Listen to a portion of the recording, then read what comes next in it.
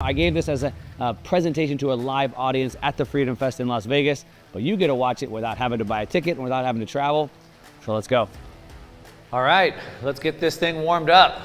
Thanks for coming in, appreciate it. Everybody coming? I appreciate everyone coming to the event, first of all, Freedom Fest. It's a pretty important topic.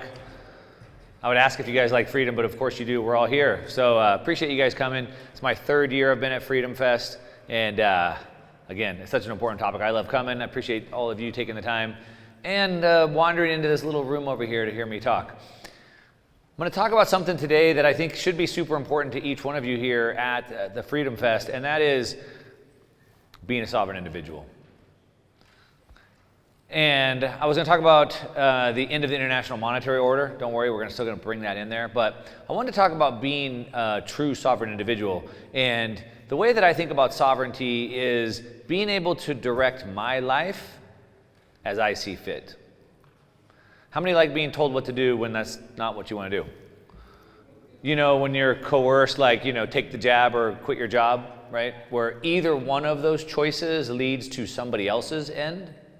So for me, being sovereign is being able to not have freedom of choice that are someone else's choices, but my own choices. And so I want to talk about how we can do that today, and actually what I'm calling the final piece to that. So I think it's a pretty big topic. It should be pretty fun. Now, there's two growing trends that we have in the world today, and I'm guessing each one of you see them because you're here at the Freedom Fest. And the two trends are, one, unfortunately, an alarming and a rapid rate of increase of authoritarianism all across the world.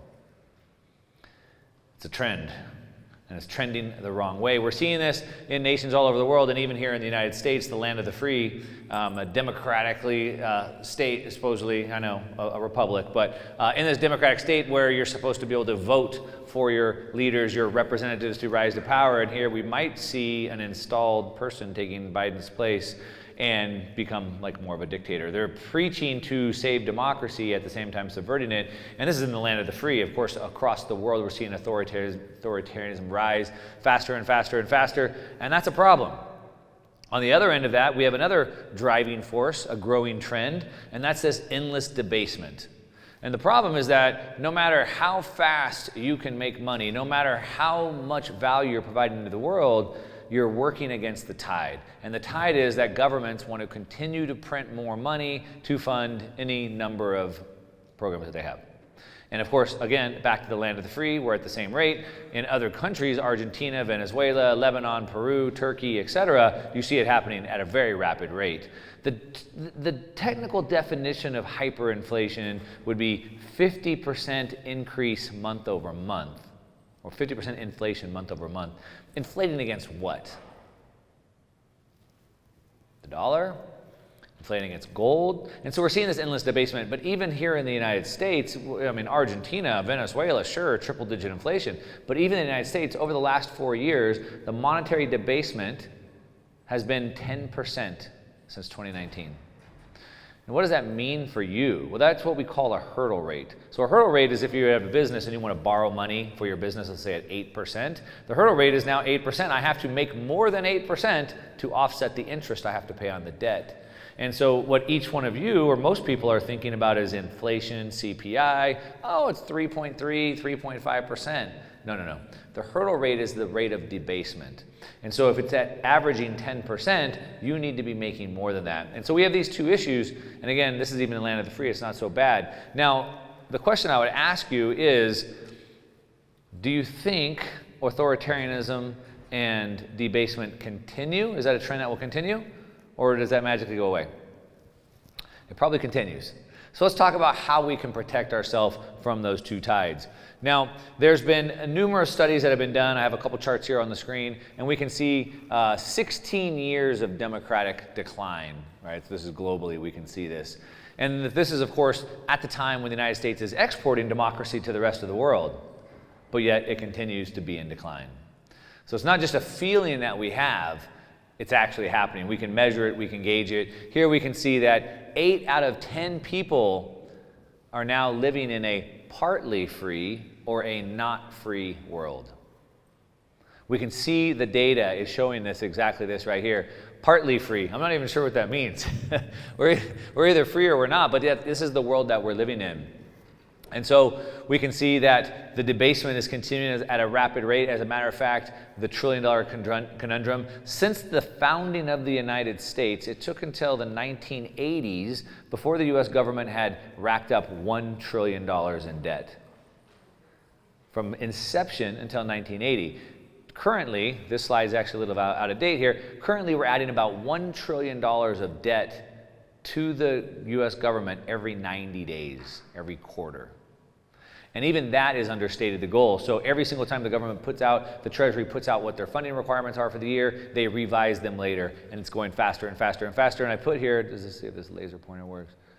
I put these red lines here just so you can see the trend. So right here is this vertical red line. That's 1971. Anybody know what year that was?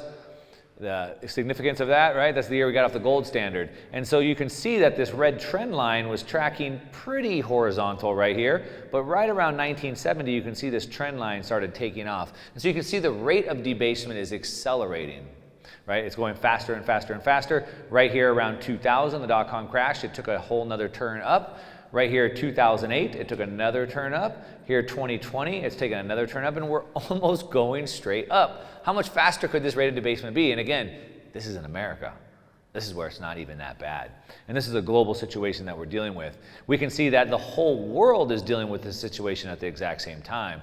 And a lot of people get caught off sides by this because they look at the United States, look at the Federal Reserve. Of course, we have the dollar system. And so they say, well, the Fed is tightening the monetary supply. They're trying to slow down inflation, but the rest of the world is not. And so we have to be paying attention. We can see right here the world's major central banks. We don't have to pay attention to all 160 of them, but at least the major central banks, which would be the ECB, European Central Bank, the BOJ, the Bank of Japan, the PBOC, China Central Bank, and of course the Federal Reserve. And we can see that they're all rapidly debasing the currency as fast as they can. And look, nothing ever goes up or down in a straight line. So we can see that it's zigzagged here, but we can see the direction and the trend that we're on. So this is a major problem for us. It's the reason why, even though you look at your retirement accounts, and you look at your 401k, you look at your mutual funds, and the valuation went way up, but you don't feel more rich.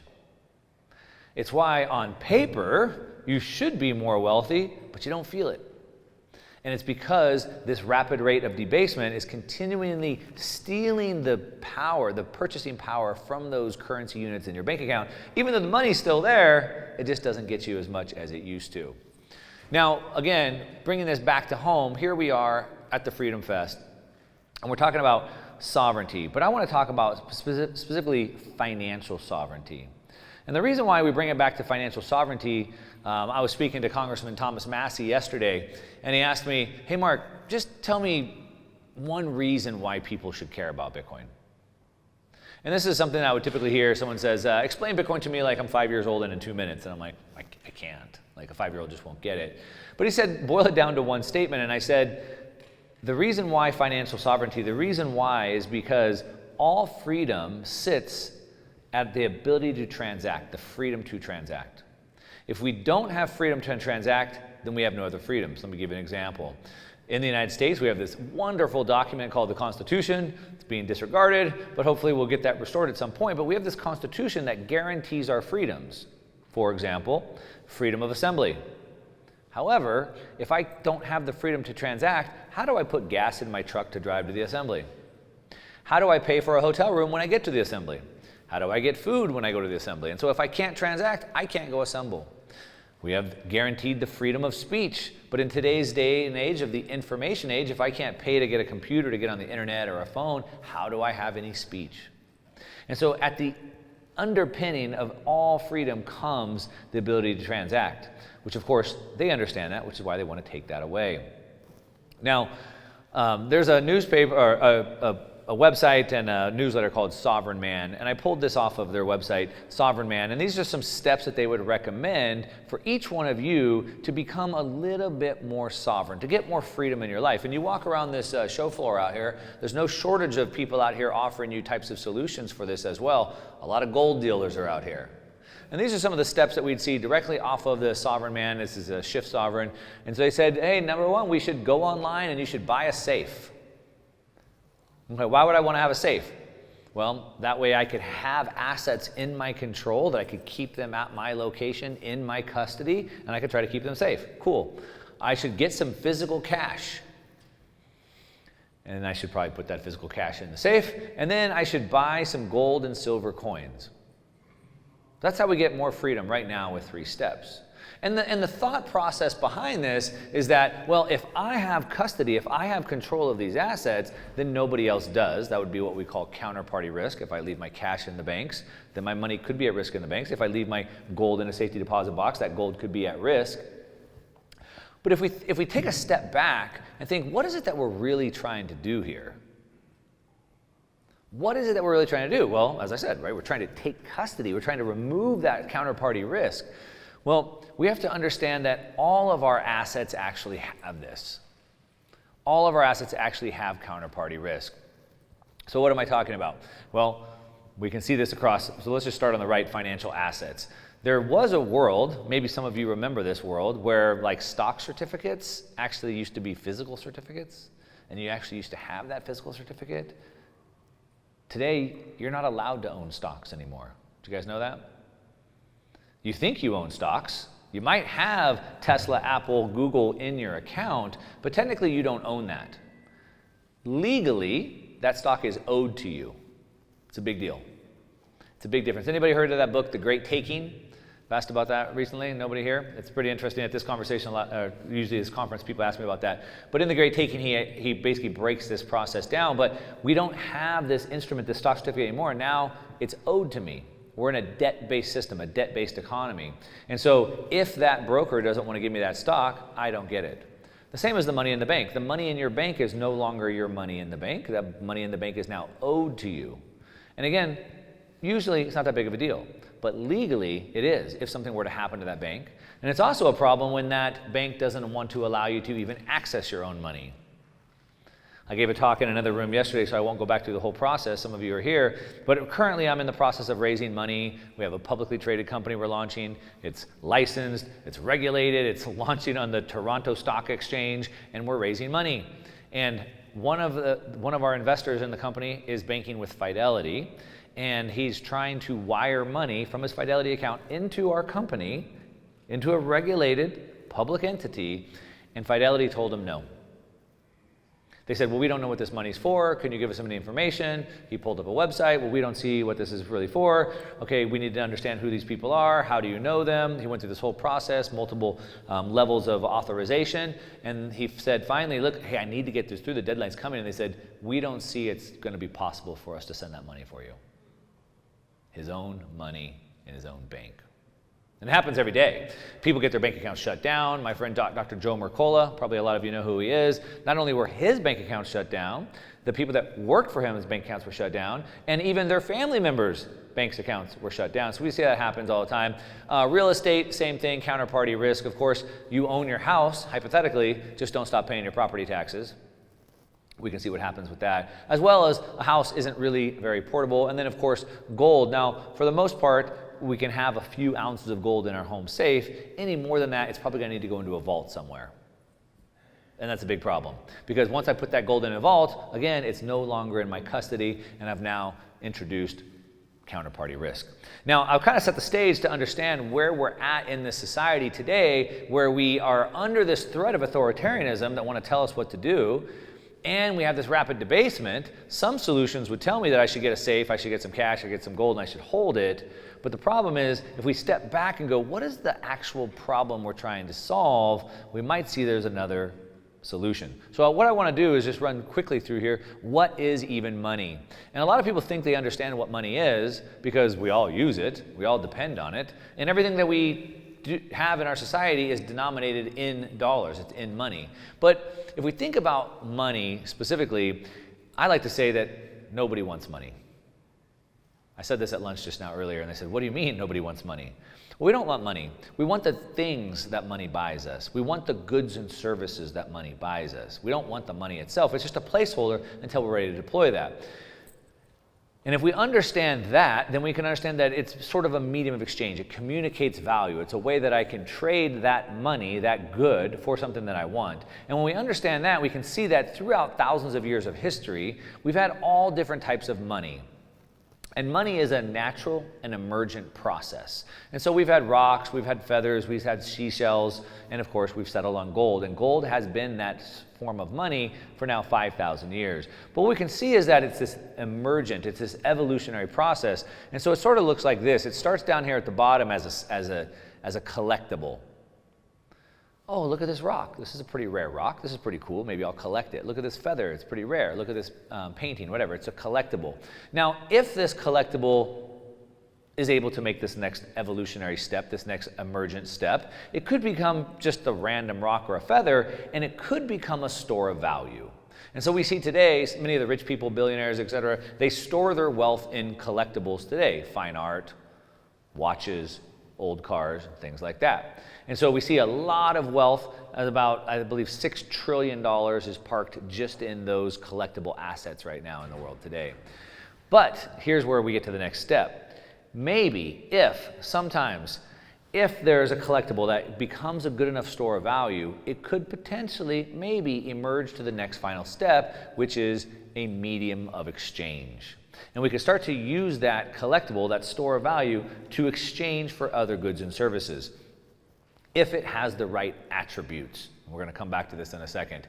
And then maybe, potentially, if it was a medium of exchange, it could move to the final step, which would be called a unit of account. Right? And so this is how we've seen things. And of course, the dollars were based off of a unit of account of a measure of gold. Obviously, the pound sterling talked about a pound of sterling silver. Just a month ago in Russia, President Putin had a meeting, the St. Petersburg Economic Forum, which is their counter to the World Economic Forum. And they introduced at that meeting a month ago that they are going to launch their own BRICS currency. We've been hearing about it for years. They finally announced it. And they're going to call this new currency, it's going to be called the unit. And that unit will be backed by 40% by a weight of gold, not a dollar amount of gold, but a weight of gold, and 60% to a basket of currencies. But again, it becomes a unit of account. That's the final stage. But only if it has the right attributes. This is another page that I had taken from Peter Schiff off of his website, and this goes back all the way to, I believe, Socrates. But in order to have a good money that becomes a medium of exchange, it has to have the right attributes. Otherwise, it stays a collectible. It never makes the emergent step, which would be it needs to be durable, portable, divisible. It needs to have intrinsic value, fungible, scarcity, salability, etc. So, for example, it needs to be durable. Bananas would be a horrible form of money. They go bad in about 7 days on your countertop. They need to be portable. They need to be divisible. So like a Mona Lisa works as a store of value. It's gone up in value, but it's not a good medium of exchange because I can't divide that Mona Lisa down. It needs to be fungible. One unit has to be worth one unit. If I cut up a cow, maybe the ribeye is worth more than the liver. Right? So it needs to be all of these things in order to actually be good money.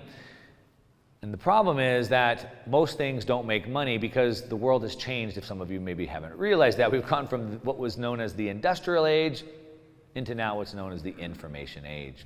And what we've used for money for 5,000 years, which has been gold. Gold is natural money, fiat is fake. What we've used as money, what has emerged as the best form of money because it met the best attributes. It was the most scarce, the most fungible, divisible, portable, durable, etc. The problem is it's just not very portable, not in the information age today. And the reason why is because things change. And what changed specifically? Well, starting in about 1500, the world started to expand at a pretty rapid rate. And it expanded through a rapid rate through something known as globalization or global trade. You grow the food, I'll make the clothes, and we'll just trade. And trade started expanding across the world, across the seas. We had the Silk Road before that, etc. But the problem is that, again, gold is not very portable. So if I want to trade with somebody in the Far East or in the Middle East or something like that, how do I pay them? Well, I have to get a whole bunch of gold, which is really heavy, and I have to transport it across the seas. Hopefully my ship doesn't sink and I don't lose all the gold, which of course happens. Hopefully the pirates don't steal all my gold. Hopefully I can get the gold across the continent under hostile territory and I don't get it taken from me. And so it became a very big problem that we had. Now, of course, problems create solutions. That's the way the world is supposed to work. We're all supposed to be looking for problems and finding solutions for that. And so we came up with a problem in 1500. Luca Pagliari, there's an image of him right here, came up with a new technological invention in 1500, and it was called the ledger. It was the ledger and double entry accounting. And basically what that said was, hey, you give us the gold, and we'll just keep track of who has what. You see, in a physical world, like I have this clicker in my hand right here, and everybody can see this, it's physical. And if I were to give the clicker to you, then everyone could see that I've given the clicker away. But in the information age, how do we keep track of that? And of course, there was no way before 1500, but with the ledger, we got the ability to do that. Now, when we got the ability to do that, it opened up free trade faster. Now we didn't have to lug this heavy gold around the world, because remember, gold is not very portable. And what we can see happened is global trade just started to take off. So it worked. It added what's called velocity to money, right? So as transaction times got faster, it became much easier for me to get the goods and services that I wanted. The transactions sped up, and it allowed money to move faster. The velocity of money picked up. But here's the problem. All right, now we're talking about Bitcoin and the future of the financial system. I want to make sure you secure it properly. Millions of Bitcoin have been lost. Myself personally has lost a lot of Bitcoin, maybe worth millions of dollars in today's dollars. And so I've learned the hard way that I want to secure it with a hardware wallet like this. Keep your private key safe. This is a Trezor hardware wallet. You plug it in, you do your transaction, and you unplug it. Don't leave it on an exchange. I've lost it that way. Don't leave your Bitcoin on a phone. I've lost it that way as well. Secure it with a hardware wallet like Trezor. I've used it for over a decade. I think it's the easiest one to use. It's open source hardware, so you don't have to worry about some backdoor and someone rug pulling you and taking your Bitcoin. That's why I like the Trezor, and it's pretty cheap. And if you'd like to save even more money, there's a link in the description down below that you can save some money with it. But look, whether you use a Trezor or not, use something. Don't leave your Bitcoin on the exchange or at risk of getting hacked off of your phone. Secure with a hardware wallet like this Trezor. There's a link down below. Now let's go back into the video. The velocity problem is that in order to get gold to move faster, in order to add more velocity to gold, it caused a big problem. And that big problem is what I call a bug. It put a bug into the system, and that's a trust bug. You see, the thing with trust is that trust is very fragile. I'm sure you guys understand this. If you've ever had a business partner or some other partner that maybe was embezzling from you or stealing from you or cheating on you, you have your suspicions, and then once you find out something like that happened, the trust is gone. And it doesn't just come back. It doesn't come back very easy. And so trust is very fragile, but when the ledger was introduced to gold to speed it up, it created the trust problem, because now all the gold went into a bank. This person is keeping the ledger, saying that, well, the gold's going to come from this guy, going to go to this guy. But how do we know that he really moved it from my account to your account? How do we know that they really have the gold that they say they have? And all of these other problems that we had. And more importantly, what it did is it created debt on top of the asset. So in order to get the velocity onto the system, we had to introduce debt, which means, like I said earlier, the gold is now owed to me. I don't actually have it. Now, we can see that throughout history, every time we've used this bug, the trust bug, it turned out to be, well, let's just say not good. We can see that trust is very fragile. So we can look back all the way to England, right? And so in England, sort of where the creation of the first central bank started, we can see that they created the central bank to create more paper dollars, more fiat, of course, to fight war. And then what they had to do is, because they had printed so many dollars, they didn't have the gold to back that up. So what they do, they suspended convertibility. You could no longer redeem those dollars for any gold.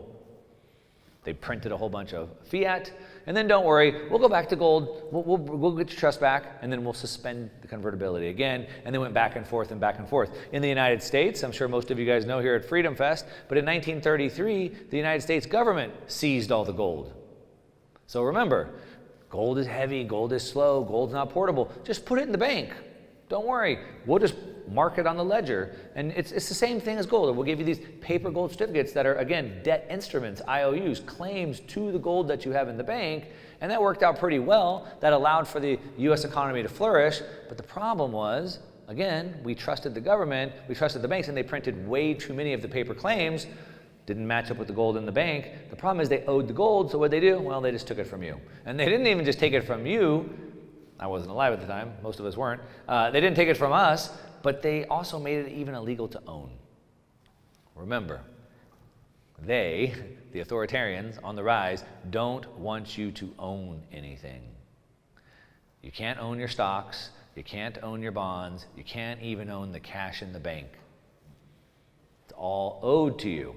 So we saw that in 1933. Again, somehow we continue to trust the government. They continue to print more paper certificates than they had gold in the bank.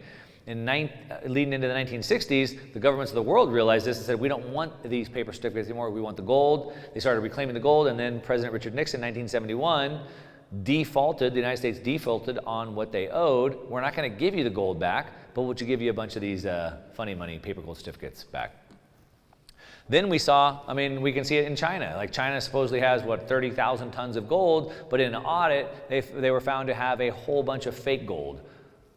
Tungsten, painted gold bars, right? And so over and over and over and over, we continue to see how this trust bug continues to get exposed, but yet for some reason, we continue to trust it, probably because we don't really have any other option. We saw the United States seized all of Venezuela's gold. Actually, it was the UK vaults seized all of Venezuela's gold. It wasn't in their own vaults, it was in the UK, and the UK seized it. Again, it wasn't in their possession. We saw the United States seized Afghanistan's central bank's money, I think about $7 billion. Anybody remember the Canadian truckers that went on during the pandemic? A peaceful protest. They just started freezing all their bank accounts. And then finally, what I believe is the final nail in the coffin, if we'll call it that, was the Russia bank accounts got frozen. And just recently, they decided to go ahead and auction them off. Now, if you're one of 3 superpowers in the world with nuclear weapons, and you can't even keep your money safe, what does that have to say for any of us, or any other nation for that matter? So every nation on earth was basically put on notice. Well, if Russia's money's not safe, none of our money's safe. I think most of us woke up during the Canadian truckers, but the whole world woke up when the Russia situation happened. And so we realized that trust is gone. So where do we go from here? And this kind of brings it back to the topic of the conversation, which is the end of the international monetary order that we have. So where do we go from here in a world where it depends on trust, but trust has been completely ruined over and over and over and over again? It's like an abusive relationship. Why would we continue to go back and trust them? So where do we go from here? Well, what we're seeing right now is most of the world, the BRICS nations, which make up more than half of the world's population, are moving to something like back to a commodity money. So gold was a commodity, right? It's a physical property that came out of the ground, and they're moving back to that. So we see that now nations like Saudi Arabia are trading oil outside of the US dollar, and the reason why that's important for us is because they're no longer putting their surplus, their savings, into dollars, they're putting it into gold instead. We're seeing China go around and buy half the lithium mines in the world. They'd rather have the lithium in the ground than the dollars. Even GM, General Motors, spent $650 million on a lithium mine. They'd rather have the lithium in the ground than the dollars. What does that tell you? It tells you that they think that lithium will be more important than dollars in the future. It will cost us more dollars in the future to buy that lithium. I'd rather have it now. We see, it's part of the reason why we see the OPEC nations wanting to put less oil out of the ground. They'd rather keep the oil in the ground than hold these dollars that are required to have trust on them. And so the world finds themselves at this inflection point right now. For about 5,000 years, for most of recorded history, the world has used commodity money. Again, feathers, rocks, seashells, and gold for 5,000 years. Around 1944, the world got onto what's known as the Bretton Woods Agreement. And the Bretton Woods Agreement is that the dollar would be backed by gold, and then all the other nations of the world would peg their currencies to the dollar. All right? And so we were still sort of quasi on a gold standard because the dollar was backed by gold, but it was kind of like part gold, part fiat system. That's why I kind of have that overlapping there. So we had gold bars and we had fiat. 1971, we got off the gold standard, as we talked about, and went on to a purely fiat standard, right? So there's nothing backing it. There's no gold in the bank. And now we find ourselves at this inflection point. And the question is, where do we go from here? Back to the end of the international monetary order. We're not talking about the death of the dollar. We're talking the death of the entire fiat monetary system that we're seeing today. Now, as I just said, last month, the BRICS finally announced to come out with this new currency, which is going back to gold-backed. We see what's happening with these nations. As I said, these BRICS nations are starting to put their savings into gold. As a matter of fact, for the last 10 years, central banks around the world have been net sellers of treasuries, U.S. treasuries, which used to be the reserve asset, and they're net buyers of gold. And so we can see this trend where trust is lost. They don't want to buy U.S. Treasuries if those are going to be taken from them, nor do they want to buy U.S. Treasuries because they know they're going to be debased at the same time. So I guess we'll just go back to the way we used to do it, and we'll go back to commodity money. I'll take the gold, I'll leave my oil in the ground, I'll buy the minerals right now while I still can. The problem with that is that that worked in a world from 100 years ago. That worked in the industrial age. And so it's what I call de-evolution. We're not evolving. So while the world is globalizing, while technology is changing the world that we're in, because trust is lost, the option is we go back to the dark ages, not the dark ages, maybe more like the stone ages, and we have to trade physical rocks. Old school. Or there could be another option. Now, before we jump to the other option, let's just talk about how this works. Let's just set this up for a minute. So there's a lot of people talking about going back to a gold standard. Like I said, Russia's talking about going back to a gold standard. Of course, you have lots of people, Peter Schiff, talking about going back to a gold standard. So how would this work? Let's talk about this for a second. So remember, we don't want the money, we want the goods and services that money buys us. And so really, it's just a medium of exchange. If we were gonna go back to a gold standard, what we would do is we would look at all the dollars that are in circulation and we'd divide it by all the gold that's in circulation, which would give us a new dollar price of gold. So before we got off the gold standard, well, let's go back to before so it's $35 per ounce of gold. So that means that there was supposed to be only $35 for every 1 ounce of gold that was in the bank. But now they've printed so many more dollars. So we now have to go, okay, here's all the new dollars we have divided by the gold. So we can see in the US, supposedly, Fort Knox has about 8,000 tons of gold, supposedly. We haven't had it audited. I don't know. I'll let you guys decide if that's true or not. It's about 282 million ounces of gold. Now, if we take the US M2, the US money supply, there's about $20 trillion out there in circulation. So we take the $20 trillion, we divide it by the 282 million ounces, which would give us a new gold price of about $70,000 an ounce. Pretty big jump. That's why a lot of people hold gold, waiting for that eventual day, maybe one day. If we looked at it globally, we can see globally there's about $87 trillion of currency in the world. And we can see there's about 6 billion ounces of gold. If we did it globally, it's more about $13,000 per ounce of gold. Still pretty good. I don't know what gold is at today, $2,300 an ounce-ish. Move it to 13,000, pretty good. But I just want you to understand the mechanics of how that works real quick. But again, as I said, it's not gonna work. And it can't work because remember, all the way back to Socrates, the attributes of money are portable, divisible, durable, recognizable, saleable, etc. The key piece being portable. And unfortunately, gold is not very portable. Not today, not in the information age. Remember, I talked about transaction times getting faster, faster, faster. Today, I can push a button on Amazon and I can have something delivered to my house before the day is over. Instant transaction times, but yet settlement still take days. If you guys run a business and run credit cards, you know that it typically takes, 72 hours at least before those funds show up in your account. And even up to 6 months later, they could be charged back on a credit card. So we have instant transactions, but yet our settlement time is still in the Stone Ages. So it's incompatible with the world that we're in at this point.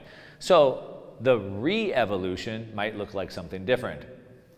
Remember, as I said earlier, solutions are supposed to come to problems that we have. And so I've set this up. We have a lot of problems with inflation, right? The government is debasing at a very rapid rate, inflation. And so maybe it might make sense to have something with a fixed supply. With fiat and gold, there's no transparency. Does China really have the gold in the vaults, or is it tungsten bars painted as gold? Does Fort Knox really have the 8,000 tons, or do they not? And so there's no transparency. And so Bitcoin offers us an open and transparent base layer that everybody can see. A big thing is that as the world has continued to globalize and global trade has continued to take off, we've continued to flourish because of that global trade. But the problem is that if everybody has their own different money, how does that work? And so we might need something borderless. I'm in the process of building a house down in Mexico right now, and I've been seeing this firsthand. In Mexico, the labor is cheap, but most of the stuff has to be imported. And we're importing stuff from all around the world. Some appliances come from Europe, some tiles come from the US, different places. And the problem is trying to figure out what the price will be in the future. And so my builders in Mexico want to price me in pesos, but they don't know what the euro exchange rate will be or the dollar exchange rate will be in the future. Even at the gas station, they're speculators. So the official exchange rate is 18 pesos to $1, but at the gas station, they give me 17. Because they don't know what the exchange rate will be in a week by the time they get those to the bank and change them in. And so everybody's forced with all these different dollars, all should be controlled in these borders. So we need something borderless. The big one that I've been talking about here is this permission system. So in order to use the fiat/gold system, it requires permission to join. And a lot of people don't know, if you haven't left the United States, is there's 1.5 billion people in the world right now today, 1.5 billion, I should say, adults, not people, 1.5 billion adults who have no access to banking because they don't have permission to join. If you open a bank account, you know it takes a paperwork stack about that thick, and they don't have that. So for example, they just happen to be born in a country that has sanctions on them. No bank account for you, like the soup Nazi on Seinfeld. Maybe they had to flee their country because it got bombed and they don't have the paperwork they need to get a bank account. No bank account for you. Maybe they live in a country, half the world lives on less than $5 a day. Maybe they don't have enough money to pay for a bank account every single month. No bank account for you. So the world, it has this permission system, so we might want a system that's permissionless. Like with Bitcoin, where I can just download an app right now, we can instantly send and receive money, instantly. And then ultimately we have this trust ledger, the bug that I called it, the trust bug that was put in there. And so whether it's back to fiat or whether it's back to gold or back to any commodity for that matter, it's always going to require trust. Does this person really have the gold they said they have, and can I trust them to give it to me? Like those movies, like the drug deal, like give me the money, no, give me the drugs. Like, how do we work in a world like that? And so it might make sense that we have a system that's trustless, that we don't have to trust. And then ultimately here at Freedom Fest, we'll talk about centralized control. So all fiat, all gold requires that centralized system that somebody manages it. And so ultimately, in a world where trust is lost, in a world where we can no longer trust each other, what we need is a decentralized system that nobody can control. You see, I talk about the BRICS having their own currency. Each one of those own BRICS nations wants to use their own currency, but none of them trust each other. Well, I certainly don't want to trust the United States to hold my money anymore, but I don't really trust Russia or China either. And why would I want to hold whatever bolivar, whatever currency you have, the Turkish lira, that's losing money very fast? And so ultimately, we need a decentralized system that nobody can control. And really, that is the digital revolution. So for those of you guys who don't know how Bitcoin works, I can basically remember these like 12 words in my head right here. And I can get on a computer anywhere in the world, plug those 12 words in, and have my entire bank account, my entire balance with me instantly. A system that nobody controls, a system that nobody has access to other than myself. It's a digital revolution. We've seen everything become demonetized or dematerialized, I should say, books, music, movies, etc. And the last thing left we finally have is value. Now, real quick, I'm running out of time. I got like 2 minutes left. Let's talk about where it's going. Because a lot of people, maybe the most common question I hear is it's too late, it's gone too far, maybe I should try to find something cheaper and something like that. Now, there's a whole bunch of ways we can think about Bitcoin's future value.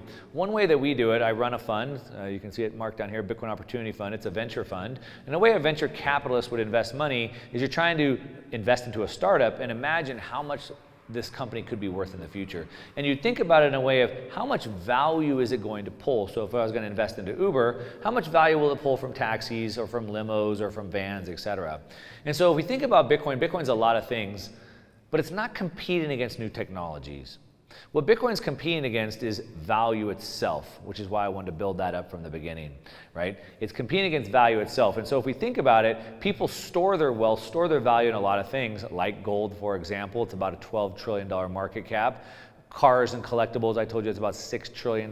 Fine art, $18 trillion. A lot of people hold their wealth in the stock market, your 401k, your mutual fund, $115 trillion there. Real estate, obviously you have your house, but a lot of people invest into real estate as well, $330 trillion there. Bonds, $300 trillion. That adds up to about $900 trillion of assets that people just use to store their wealth, just their savings, if that makes sense.